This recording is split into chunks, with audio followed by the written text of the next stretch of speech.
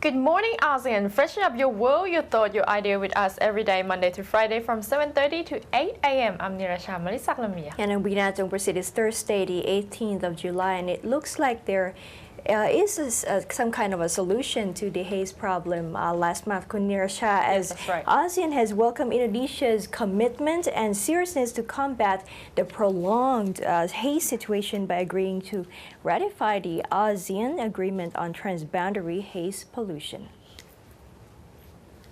Its Secretary General Lee Leung-min said the move showed the Indonesian government was ready to mobilize available resources to put out fires and eradicate the haze problem. In June, forest fires on the Indonesian island of Sumatra left neighboring Singapore and Malaysia choking on the worst haze in more than a decade. Malaysia hosted the 15th meeting of the Technical Working Group and Sub-Regional Ministerial Steering Committee on Transboundary Haze Pollution.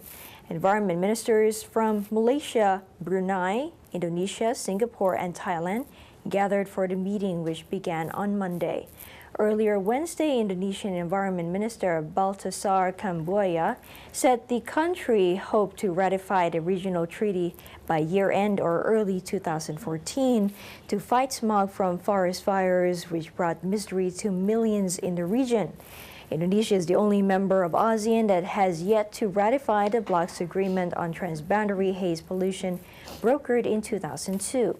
Jakarta has sought parliamentary approval to ratify a 2002 pact on haze pollution, which has been signed by all partners in the ASEAN.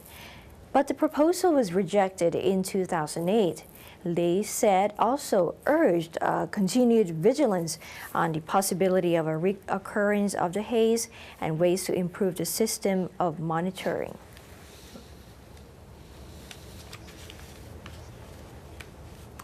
Now let's update on the Cambodian general election as Cambodian Prince Norodom Ranariddh, or the President of the Supreme Privy Advisory Council to the King Norodom Sihamoni, appealed yesterday to the electorate to cast their ballots for any party that protects the monarchy regime. The prince said in an appeal letter that he urges Cambodian people to vote for any party whose leader is loyal to maintain and protect the constitutional monarchy and throne as stated in the constitution in 1993. Ranariddh, who was former co-prime minister and ex-president of the National Assembly, also expressed his gratitude to Cambodian people for the spirits of the affections of the nations, religions, and king. 8 political parties with contests in the national polls on July 28th with about 9.67 million eligible voters. Among those parties are ruling Cambodian People's Parties of incumbent Prime Minister Hun Sen, the opposition Cambodian National Rescue Party of the recently pardoned leader Sam Rainsy, and the royalist Funchipeg Party led by Princess Norodom Arunrasmi, the youngest daughter of the late King Father Norodom Sihanouk. It is widely expected that Hun Sen's party would definitely win the majority vote in the upcoming elections. Hun Sen, who is 67, is one of the world's longest-serving leaders, has been in power for 28 years and vowed to stay in power until the purse of his 74. During last elections in July 2008, Hun Sen's party won 90 seats out of the 123 seats in the National Assembly. The opposition group gained a total of 29 seats and the royalist group 4 seats. The electrical appliances and auto parts industries are already forging trade relations with partners in Malaysia due to the shortage of labor in Thailand. Some companies aim to set up factories there this year so that they can start production next year. Supap Suwan Pimonkun, honorary president of the Thai Subcontracting Promotion Association, said yesterday. As the members of the association are SMEs, their strategies have to rely on those of giant brand name foreign companies, he said. When these big manufacturers move into Myanmar, Thai SMEs will follow them. Thailand will see the expansion of refrigerator and air conditioner parts manufacturers to Myanmar first, before other industries, he said. Auto parts manufacturers will have to wait for 3 to 4 years. Myanmar's automobile market relies on imported used cars. Thailand is exporting spare parts there before the potential establishment of factories. The domestic market will continue to grow, but at a slower pace of 5 to 10% in line with domestic demand. The production of 2 million automobiles cannot increase to 3 million because of labor crunch. Logistics projects, namely the Bangkok-Kanchanaburi motorway, will boost trade and possible investment in Myanmar.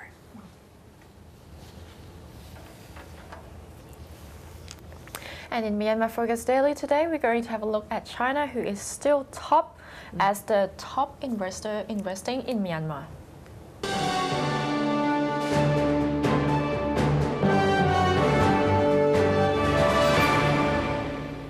For the first half of 2013, China is still able to secure the title of the biggest investors in Myanmar after surpassing Thailand in 2011.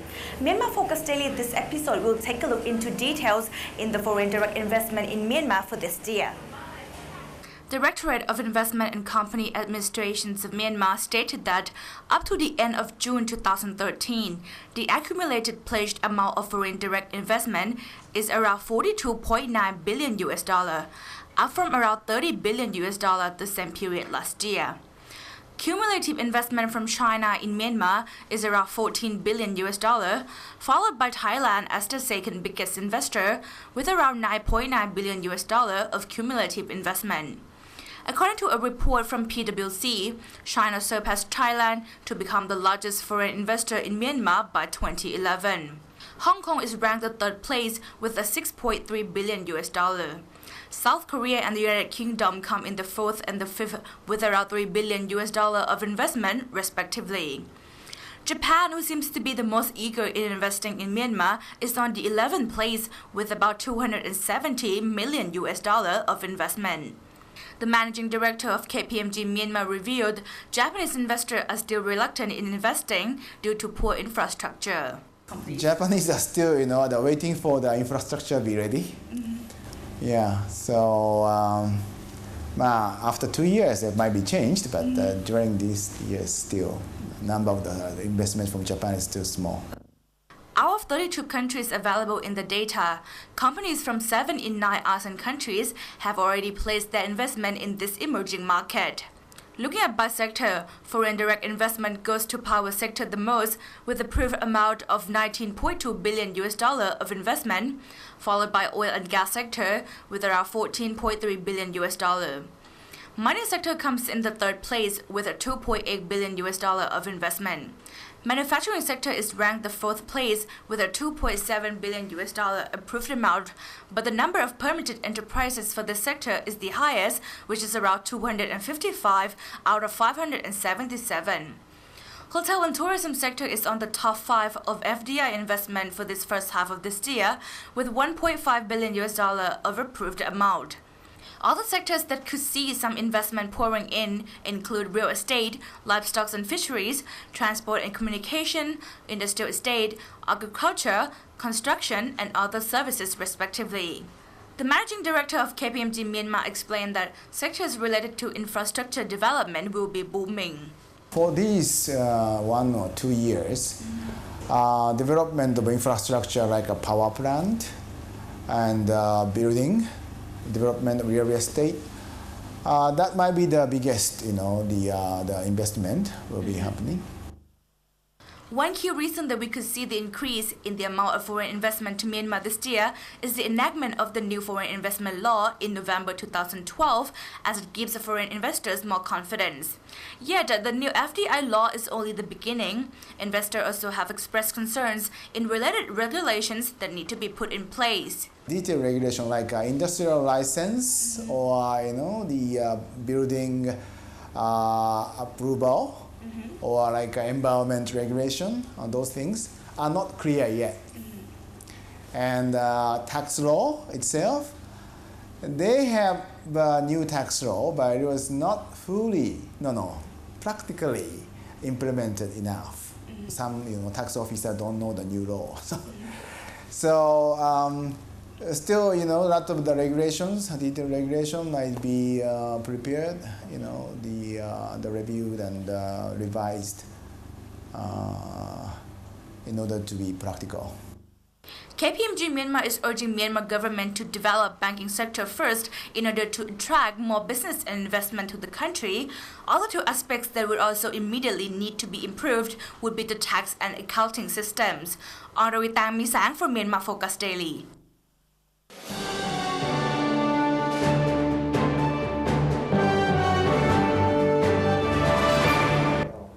Still stay in Myanmar, as according to a spokesperson from Yangon International Airport, 3 new international airlines are planning to fly direct flight to Myanmar.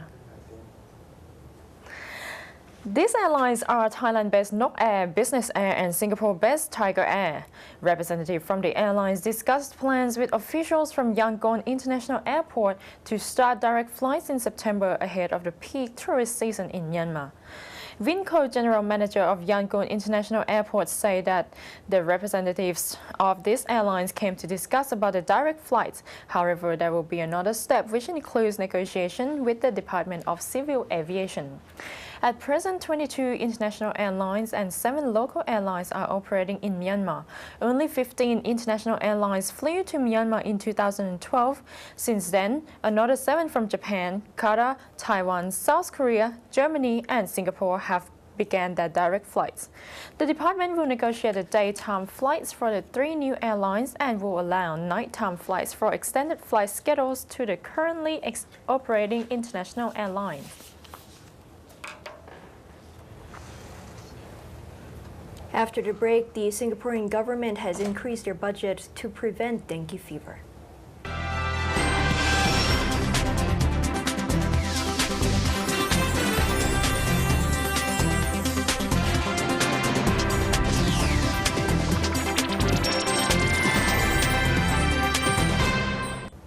Vietnamese workers who return home from working abroad should be given more support to enable them to reintegrate back into society, a labor expert has suggested.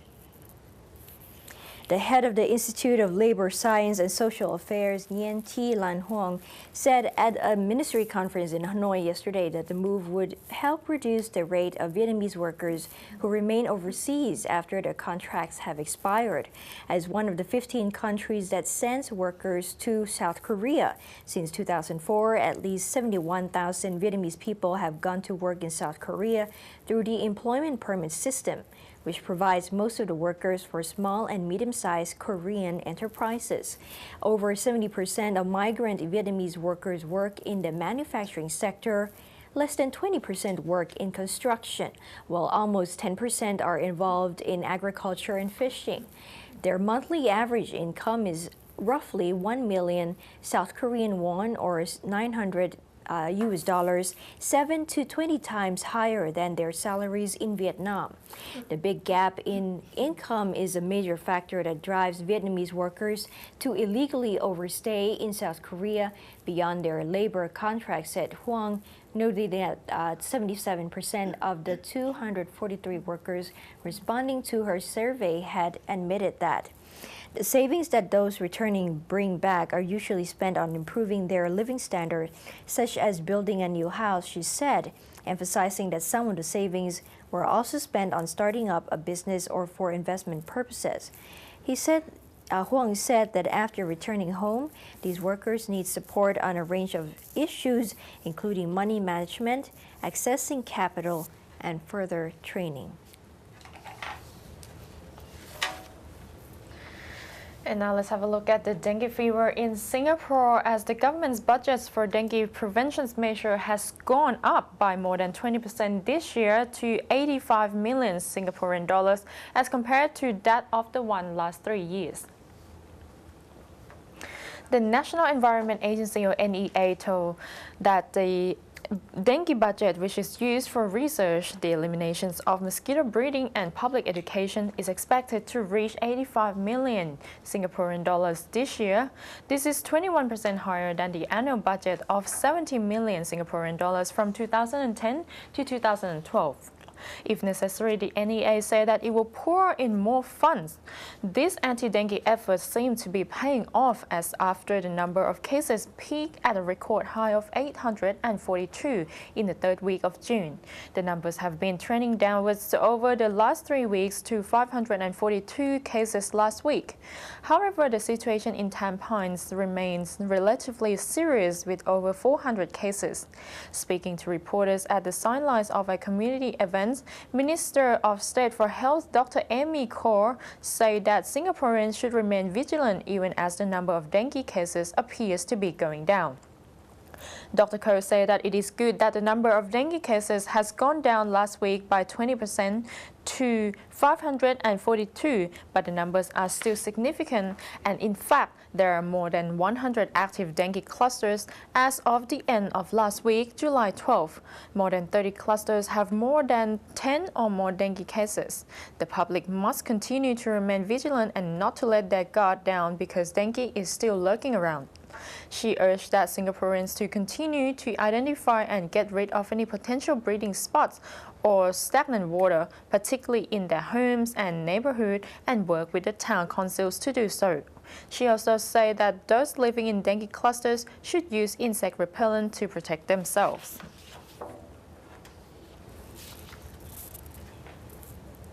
With commercial banks in Thailand offering more and more services, customers need less to go to a physical bank. In Tech Savvy, let's go see this self-service banking.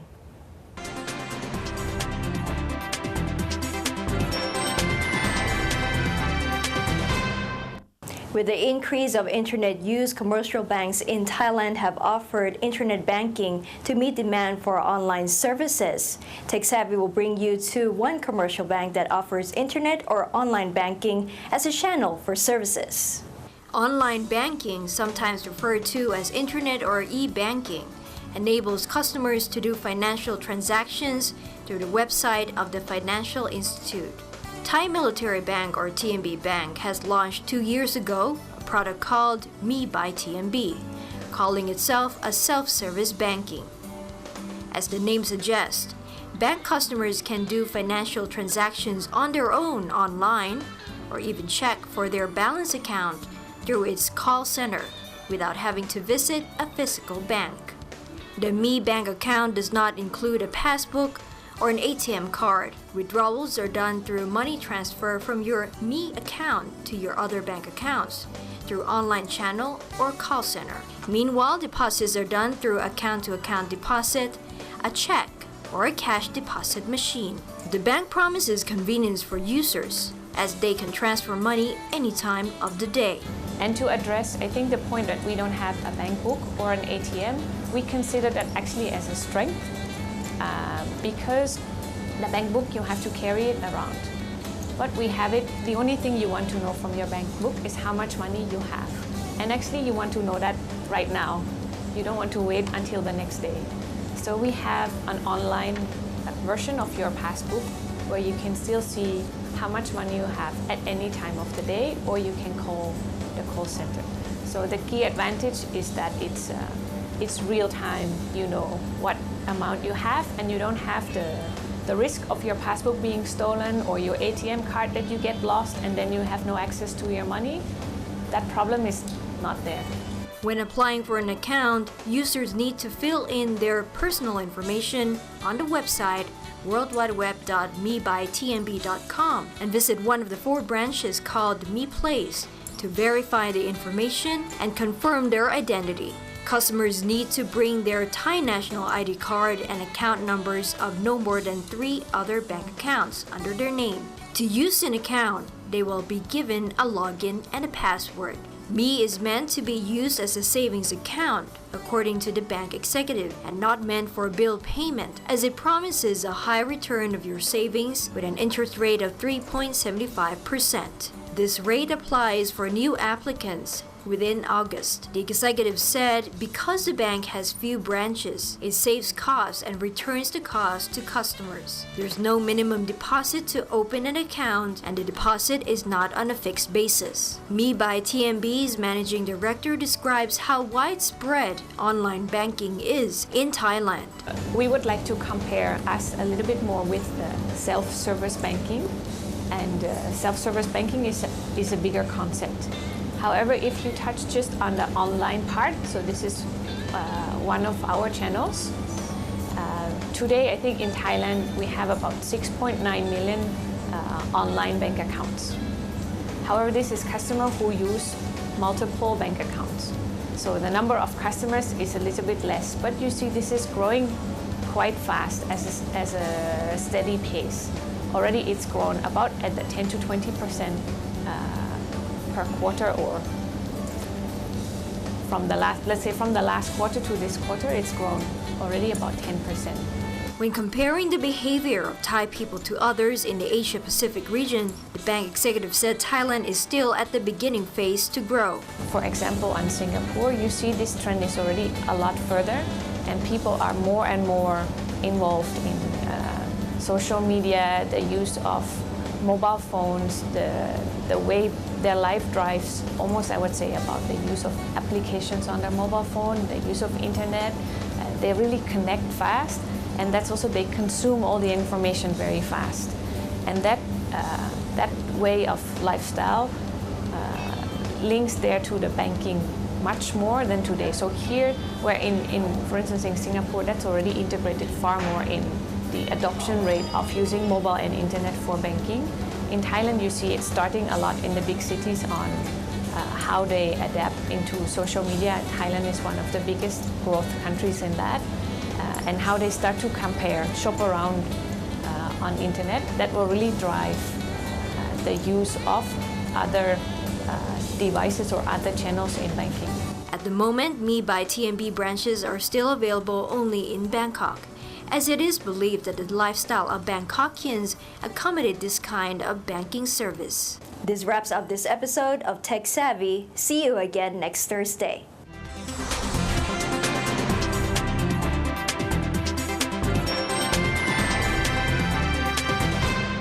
And that's it for our Good Morning ASEAN program for today. See you again, same time, same place, same channel. Thank you so much for joining us. I'm Weena Jongpasit. And I am Nirasha Malisak Lami. Swadee ka. Swadee ka.